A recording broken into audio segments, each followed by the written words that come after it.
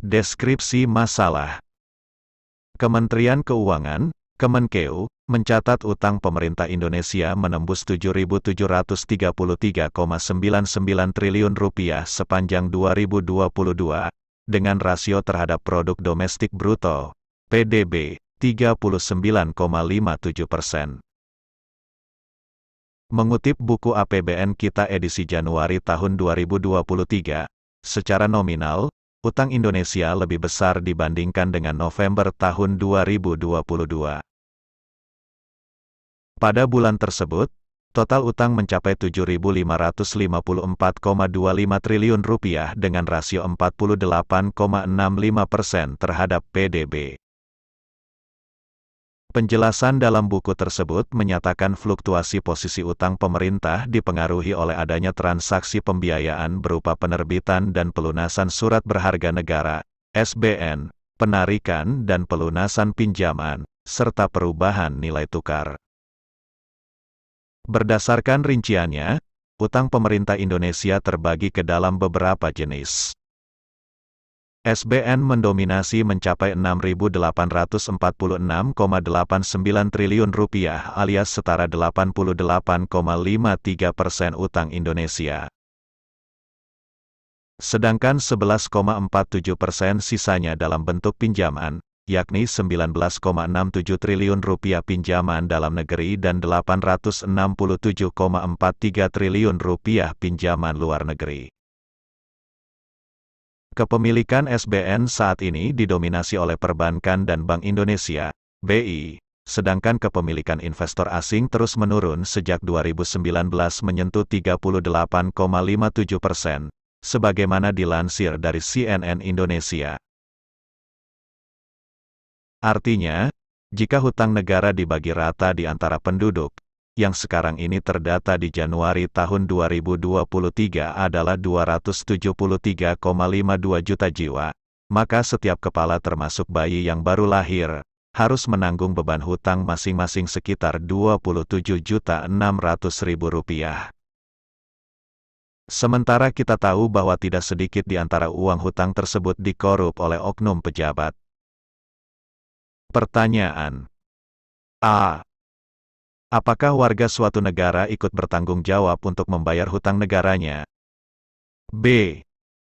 Apabila seseorang meninggal dunia sementara hutang negara belum dibayar, apakah berhak disolati?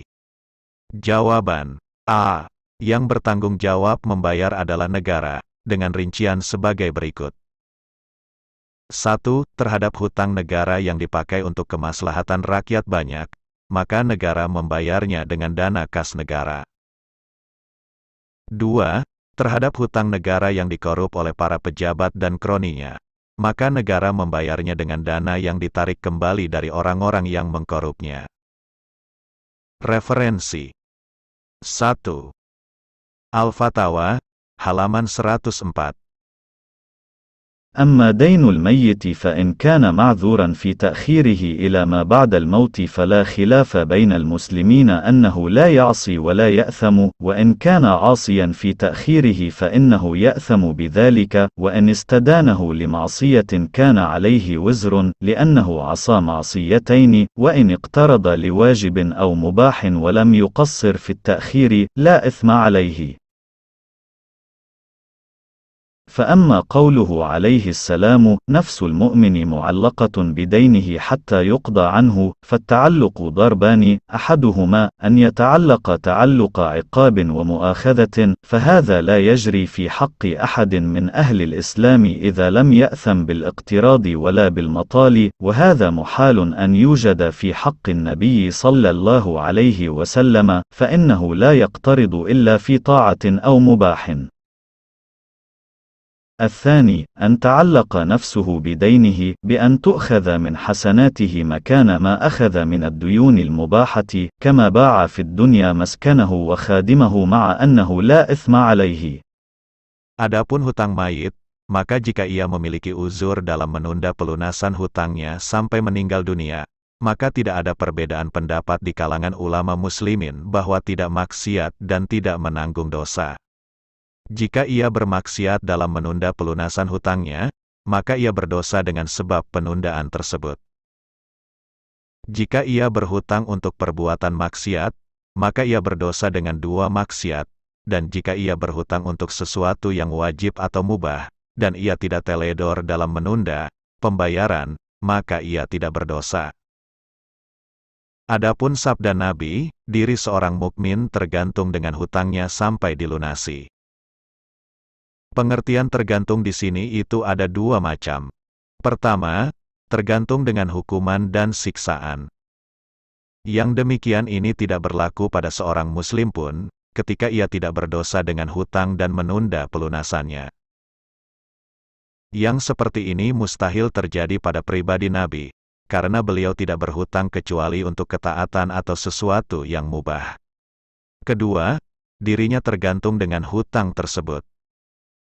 Dalam arti pahala-pahala amal kebaikannya diambil untuk mengganti hutang-hutangnya dalam hal-hal yang mubah, sebagaimana ketika di dunia ia menjual rumah dan budaknya, untuk melunasi hutang, dan dia tidak berdosa. Jawaban B. Jika yang dimaksud adalah warga negara biasa, ia tetap disolati, tetapi jika yang dimaksud adalah pejabat negara yang mengkorup uang negara, para ulama sebagai pewaris Nabi atau warasa al-anbiya, hendaknya meneladani Rasulullah untuk tidak mensyolati. Referensi 1. Bazlu al-Majud fi Hali Abi Dawud, Juz 12 halaman 284-285. حدثنا مسدد عن يحيى عن سعيد القطان وبشر بن المفضل حدثاهم أي مسدد أو من كانوا معه في مجلس التحدث عن يحيى بن سعيد الأنصاري عن محمد بن يحيى بن حبان عن أبي عمرة عن زيد بن خالد الجهني أن رجالا من أصحاب النبي صلى الله عليه وسلم. لم أقف على تسميته، لكن في رواية أحمد أن رجلا من أشجع أصحاب النبي صلى الله عليه وسلم توفي يوم خيبر أي في غزوة خيبر، فذكروا ذلك أي موته والصلاة عليه لرسول الله صلى الله عليه وسلم. فقال رسول الله صلى الله عليه وسلم: صلوا على صاحبكم، فتغيرت وجوه الناس لذلك أي لإعراضه صلى الله عليه وسلم عن الصلاة فيه، فقال رسول الله صلى الله عليه وسلم: إن صاحبكم غل في سبيل الله أي في مال حصل في الجهاد، فلا أصلي عليه. فلهذا قال الفقهاء: إذا مات الفاسق المصر على الفسق يجوز على أن لا يصلي عليه الأئمة الذين يقتدى بهم، بل يأمرون الناس أن يصلوا عليه. ففتشنا متاعه فوجدنا خرزا من خرز يهوذا. قال في القاموس: والخرزة محركة الجوهر وما ينتظم لا يساوي درهمين، وإنما أضافها إلى يهوذا لأنها أخذت منهم ولم يكن عند أهل المدينة، فاستدل بذلك أنه من الغلول.